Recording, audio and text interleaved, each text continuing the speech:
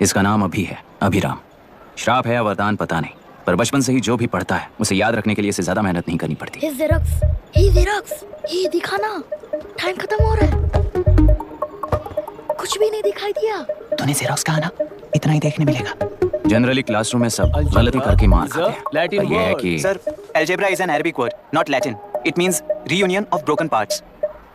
Wikipedia के knowledge से classroom में टीचर की गलती बताना ही काम है तुम्हारा। खुद को आइंस्टाइन समझते हो क्या? Arrogant idiot. इस तरह दुनिया और खुद के बीच का फासला कम करने के लिए ये बचपन से ही कोशिश कर रहा है। देखा, दूध पत्थर पीता है, भगवान नहीं। इसी को कैपलर रिएक्शन कहते हैं। ये सब तो पागल हैं। लोगों के विश्वास पर सवाल उठाने के लिए खुद को सोक्रेटिस समझते हो? दिमाग और शब्दों के बीच में फिल्टर रखना सीखो। माइंड और सच को फिल्टर करेंगे तो वो झूठ होता है। मतलब झूठ बोलूं उसके लिए मुझे सजा दे रहे हो पापा? इनका नाम मिस्टर दशरथ है। अभी की माँ गुजर जाने के बाद उसे माँ की कमी महसूस ना हो, इसलिए उन्होंने कमला से शादी की। इनके पति के गुजर जाने के बाद अपनी बेटी को पिता की कमी महसूस ना हो, इसलिए इन्होंने दशरथ से शादी की। इसकी सौतेली माँ है ना, इसलिए इसकी सारी प्रॉब्लम्स की जड़ यही है। क्या ये? दशरथ एक average group one gadget officer है, यानी अपने मुंह से रिश्वत ना मांग कर खुद सामने वाला अपने आप से ही रिश्वत दे दे, इस तरह उन्हें काम करना पसंद है।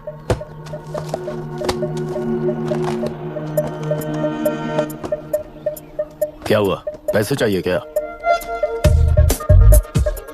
आज से मैं जो खाना खाता हूँ और यहाँ रहता हूँ उसकी फी। कहाँ से मिले पैसे?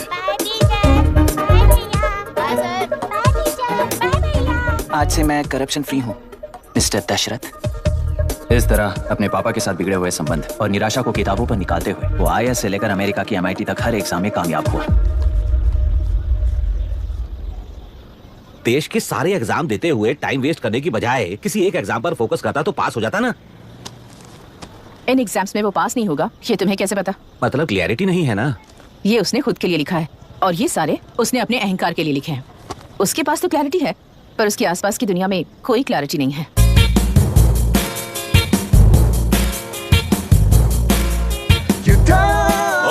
वोट किसे दिया?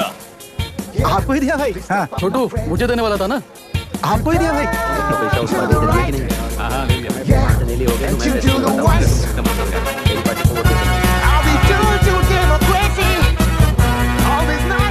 दीदी, दीदी, आप किसको वोट देने वाली हैं? विशाखा बानी पार्टी को। पैसा कितना दिया है? 5000।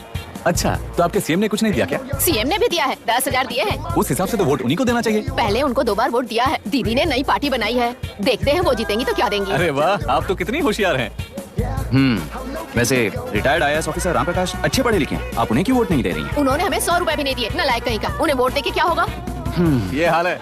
पैसा नहीं दिया तो हार पक्की है, लेकिन पैसा देने पर भी जीत पक्की नहीं है। मतलब पावर ऑफ डेमोक्रेसी मैन। अगर अकल होती तो वो सारे लीडर्स पैसे देना बंद कर देते, वरना ये लोग तो सबसे पैसे लेकर किसी को भी वोट दे देंगे। ये भी लोकतंत्र की शक्ति है। ठीक है। राहुल दीपक। ओके।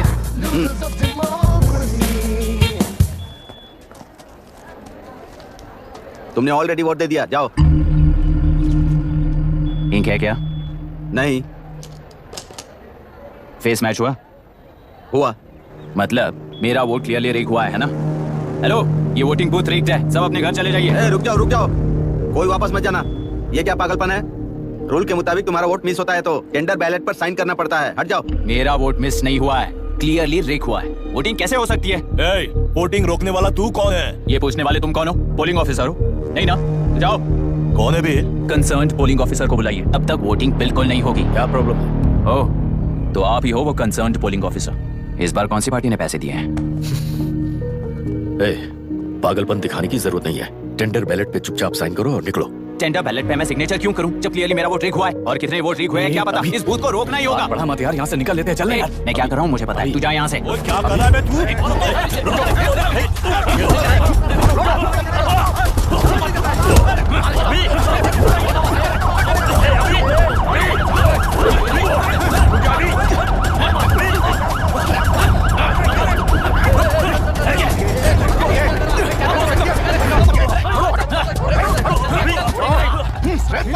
क्या प्रॉब्लम है? कुछ नहीं, इसका वोट मिस हुआ बोलकर पोलिंग रोकने की कोशिश कर रहा है। मिस नहीं हुआ है, मेरा वोट रिग हुआ है। वोट रिग हुआ है तो बैलेट पे दस्तखत करके जाओ यहाँ से। यहाँ पे लफड़ा मत करो। ओहो, वोट रिग हुआ है ये सुनने के बाद आपका रिएक्शन इतना ही है? अगर लॉजिकली कहूँ ना तो सिर्फ इस एक बूथ को नहीं, सारे इलेक्शन को रोकना चाहिए। ये बात यहाँ नहीं, इलेक्शन कमीशन में जाकर करो। हाँ, मैं वहां भी बात करूंगा। एक वोट के रेक होने में और मिस होने में बहुत बड़ा फर्क है। लॉजिकली एक भी वोट अगर रेक होता है ना तो उसे डेमोक्रेसी नहीं कहते। अगर एक मर्डर को गलत नहीं माना तो 100 मर्डर्स भी गलत नहीं होंगे। यहाँ एक ही वोट रेक हुआ है, इसकी क्या गारंटी है? ये पूरा बूथ रेक नहीं है, इसकी क्या गारंटी है? 100% rigging free election is the very foundation of any democracy. Incharge होने के नाते इस बूथ को तो डिस्क्वालीफाई कर दीजिए। ये तुम्हारा बेटा है ना? Yes sir. इज्जत से टेंडर बैलेट पे साइन करो और जाओ यहाँ से, वरना अर्बन नक्सल के नाम पर सबको अंदर कर दूंगा। तुम्हें पता है इसका मतलब? तुम्हारा MIT एडमिशन, अमेरिका का ड्रीम्स सब बर्बाद हो जाएगा। निकल जाओ यहाँ से। शर्म नहीं आती ऐसी बात करते हुए? कलेक्टर के तौर पे आप इस जिले के सर्वोच्च प्राधिकारी हैं। आपको उन्हें अरेस्ट करना चाहिए जिन्होंने पुलिस के होते हुए भी हम पर हाथ उठाया। अर्बन नक्सल्स तो वो हैं जिनकी रक्षा करते हुए आप हमें धमकी दे रहे हो। कुछ समय के लिए इमोशंस को किनारे रख के बात करते हैं। आओ।